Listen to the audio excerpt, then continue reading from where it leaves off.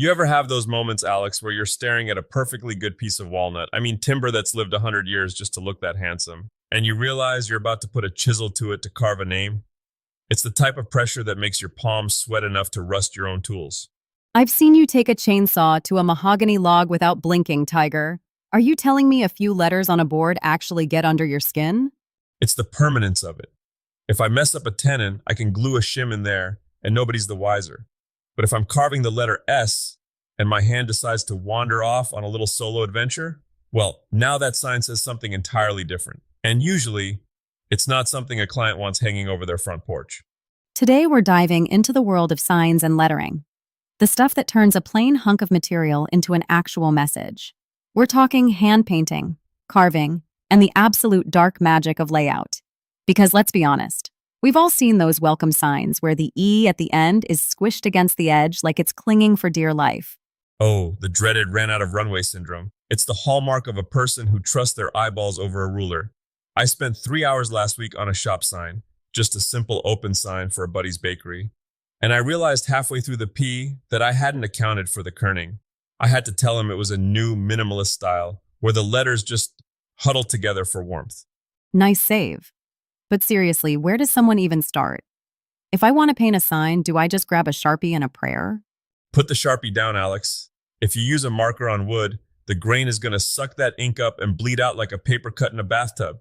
No, the real secret, the thing that separates the pros from the folks ruining their weekend projects, is the brush. In sign painting, we use these things called quills. They have these incredibly long, natural hairs, usually squirrel hair, that hold an ungodly amount of paint. It's like driving a Cadillac versus a tractor. A standard hobby brush runs out of juice after a 2-inch stroke. A quill? You can pull a 3-foot pinstripe without the paint even breaking a sweat. Squirrel hair. Okay, I'm assuming we aren't out in the backyard catching them ourselves. Some days, with the way my budget goes, I've considered it. But no, you buy them. And they're finicky. You have to grease them when you're done. You don't just wash them and throw them in a cup. You coat them in lard or motor oil, well, specialized brush oil, to keep the hair from getting brittle. It's like having a very small, very hairy pet that happens to be great at calligraphy. Okay, so you've got your squirrel hair Cadillac. What about the paint? Because I know you have opinions with a capital O about what goes on the wood. Most people reach for that water-based craft acrylic because it's easy to clean up. Don't. It dries too fast. By the time you've turned the corner on an O, the start of the stroke is already tacky, and when you try to overlap them, it looks like a topographical map of the Himalayas. You want enamel, high solid, oil-based enamel. It floors out. It's got this beautiful tension where the brush marks just disappear into a glass finish. But that stuff takes forever to dry. Isn't that a nightmare for someone as impatient as, say, you? It's not about the weight, it's about the open time. It lets you manipulate the stroke. You can swing a letter. If you're doing hand lettering, you aren't drawing an A, you're constructing it with 3 or 4 very specific physical movements. It's more like dance than drawing. You're using your whole forearm, not just your fingers. If you use your fingers, the line wobbles. If you use your elbow as the pivot, the line sings. I remember the first time I tried to help you lay out that tavern sign. I thought we'd just print out a font from the computer, trace it, and go. You looked at me like I just suggested we build a table out of cardboard. Because digital fonts are lies, Alex. They're built for screens. When you put a 12-inch letter on a physical board, the optical center is different. If you mathematically center an H, it'll look like it's falling over.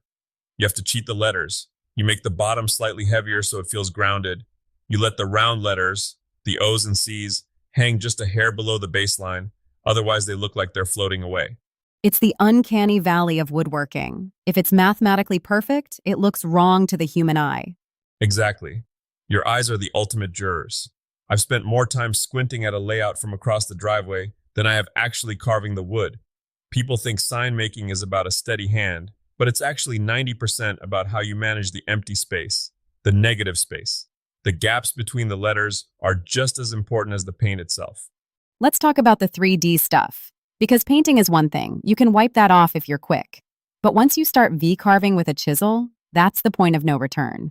Every time I pick up a V-tool, I say a small prayer to the gods of straight grain. Carving letters into wood is basically an exercise in tactical negotiation. You're trying to convince the wood fibers to part ways cleanly, but the wood wants to splinter and blow out the serifs. For the listeners who aren't knee-deep in shavings, what exactly is a serif and why is it trying to ruin Tiger's day? The serifs are those little feet at the ends of the strokes on letters like Times New Roman. In carving, those are the danger zones. You're coming into a sharp corner where two cuts meet. If your chisel is even a fraction of a degree off, or if the wood grain changes direction, which it always does, just to be spiteful, the whole corner just snaps off. Now your T looks like it's wearing a moth-eaten shoe. And your fix for that is usually, what, more sandpaper and a lot of quiet cursing? My fix is the stop cut. You never just plow into a corner. You stab the chisel straight down at the deepest point of the letter first. You create a physical wall. That way, when you're carving toward the corner, the chip hits that wall and pops out cleanly instead of tearing into the next letter. It's about creating boundaries. It's like raising a teenager. You have to set the limits before things get messy. I'm going to ignore that comparison for the sake of our friendship. What about the tools? I've seen some guys using routers for this, and then there's the purists with the mallets. Where do you fall? I'm a whatever gets the job done without me losing a finger kind of guy.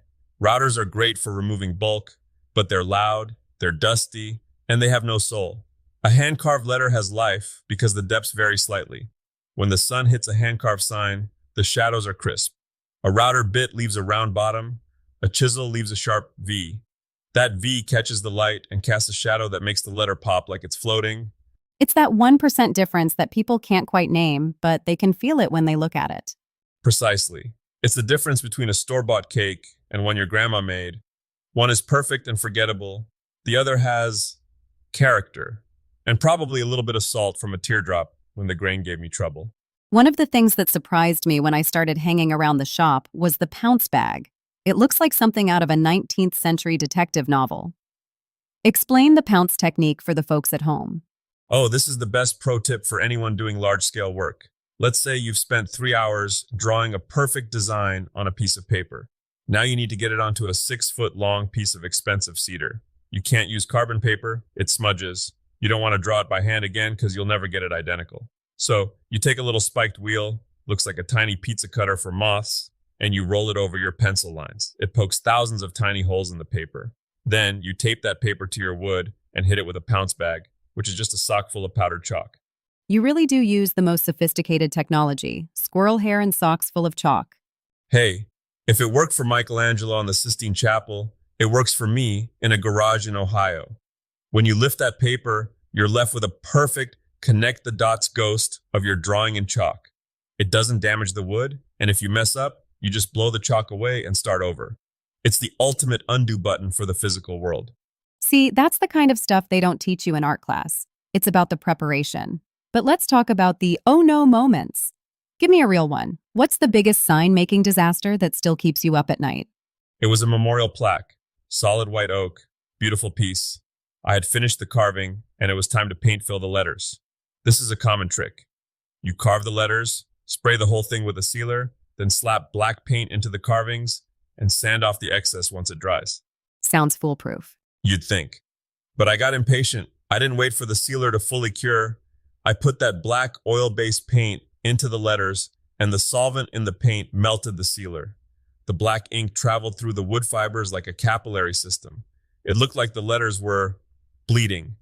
This beautiful white oak suddenly had these dark, shadowy veins creeping out of every word. It looked like a horror movie prop. What did you do? Tell them it was haunted oak? I had to plane off a 1/4 inch of the entire surface. I basically had to delete the day's work and start from scratch. That's the lesson. Chemical compatibility is just as important as your carving technique. If your finish and your paint don't like each other, they will find a way to let you know, and it's usually expensive. That leads us to the fancy stuff. Gold leaf. Every time I see you pull out those tiny books of gold, you get so quiet, I think you've stopped breathing. Because if you breathe, the gold disappears. It's true. Gold leaf is thinner than a spider's web. If you sneeze, you've just blown $20 of 23-karat gold into the rafters. But there is nothing that looks like gold leaf. It's not gold paint. Paint reflects light. Gold leaf is light. You apply a size, which is basically a slow-drying glue. You wait until it's whistling tacky, which means when you rub your knuckle over it, it literally makes a squeaking sound. If it's too wet, the gold drowns. If it's too dry, it won't stick. It sounds like a high stakes baking show. It is. You lay the gold down, and then you burnish it with a piece of velvet or cotton. Suddenly, this dull, sticky letter turns into a mirror. It's the most satisfying moment in the shop. It makes all the sanding, the cramping hands, and the squirrel hairbrush maintenance feel worth it. So, if someone's listening to this in their car or their own shop and they want to make their first sign this weekend, give them the Tiger Den gold nugget of advice. Don't start with your name. Start with the letter S. The letter S? Why? Because an S has everything. It's got a lead in, a transition, a curve that changes direction, and a finish. If you can master a hand-painted or hand-carved S, you can do anything. It's the final boss of the alphabet. Practice it on a piece of scrap plywood. Do it 50 times. Do it until your hand stops shaking and starts flowing. And for heaven's sake, buy a maul stick. It's just a stick with a padded end you rest your hand on so you don't smudge your work. Trying to paint a sign without a maul stick is like trying to perform surgery on a trampoline. Surgery on a trampoline. I think that's the name of your next memoir. It's the title of my life, Alex. But look, at the end of the day, a sign is a greeting. Whether it's for a shop, a nursery, or a grave, you're putting a voice into the wood. Take your time with the layout. Respect the empty space. And if the squirrel hair falls out of your brush, don't blame the squirrel. Blame the guy who didn't oil it. Great talk, Tiger. I'm going to go buy some chalk and a sock. Just make sure the sock is clean first, Alex. The smell of success shouldn't actually be a smell.